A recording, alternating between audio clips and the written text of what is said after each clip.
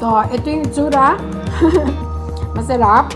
Hindi mamantika. Na usually kasi pag kumakain kami sa Chinese restaurant, masyadong mamantika yung mga ganitong luto nila. So, I decided na magluto nga ako sa bahay ng sarili kong preference at style.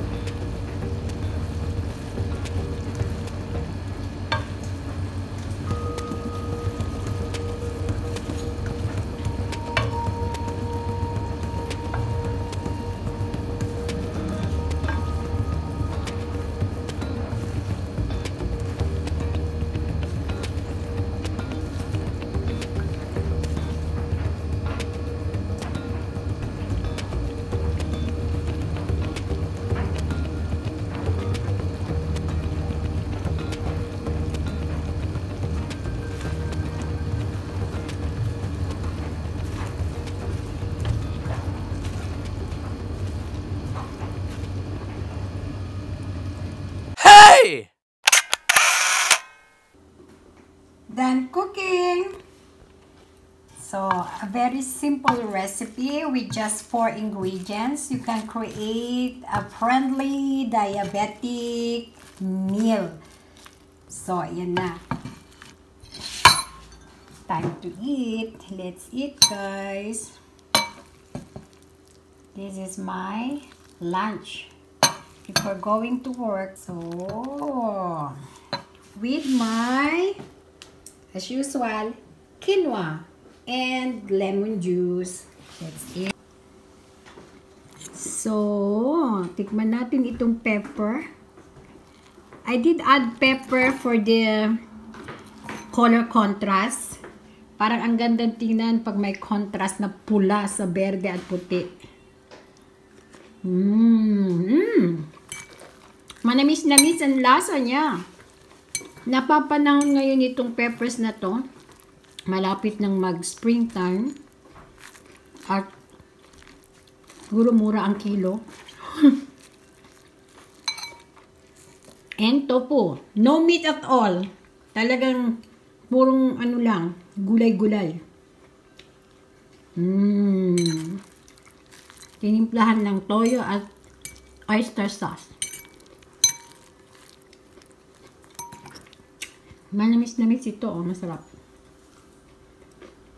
Tikman natin with quinoa. Ayan, marami pa. Siguro, sa 2-3 kainan ko pa to. So, hanggang bukas, meron pa akong pang brunch. Magbabaon din ako ngayon para sa trabaho. Good appetit, guys! So, ito yung itsura. Masarap. Hindi mamantika. Na usually kasi pag kumakain kami sa Chinese restaurant, masyadong mamantika yung mga ganitong luto nila. So, I decided na magluto nga ako sa bahay ng sarili kong preference at style. Yung hindi mamantika, hindi maalat. Tapos, dinagdagan ko nga ng chili oil. So, may konting anghang. Masarap. Kaya gustong-gusto ko yung malutong pa yung toge at saka yung green peas.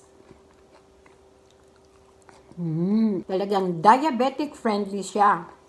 So, sa mga merong diabetes dyan, lalo na yung type 2 diabetic, maganda rin ito sa inyo. Kaya hindi ako kumakain ng kanin. Quinoa yung pinakain ko instead of kanin. Yung 1 kilo, nagkakahalaga ng 8 euro ang 1 kilo ng quinoa dito sa amin sa Vienna. Siguro sa Pilipinas, i-multiply ninyo. Kung 60 ang palit ng 1 euro ngayon, 60 times 8. Pero yung, I think siguro mga 240 gram o 250 gram, 1 week ko nang kinakain yun kasi bawat kain ko lang naman siguro mga 3 hanggang 4 na kutsara lang. Busog ng pakiramdam ko dahil may halo itong chia seeds at saka lime seeds. Yun ang nilalagay ko, hinahalo ko kapag nagluluto ako ng quinoa ko. Which I will consume for the whole week. Niinit-init ko lang. Kasi nga pag may trabaho ka, minsan gahol sa oras. So, ganyan ko nami-maintain yung HB1C ng aking sugar. Ayan, marami pa. Siguro, sa 2-3 kainan ko pa to. So, hanggang bukas, meron pa akong pang brunch. Magbabaon din ako ngayon para sa trabaho. Good appetit, guys!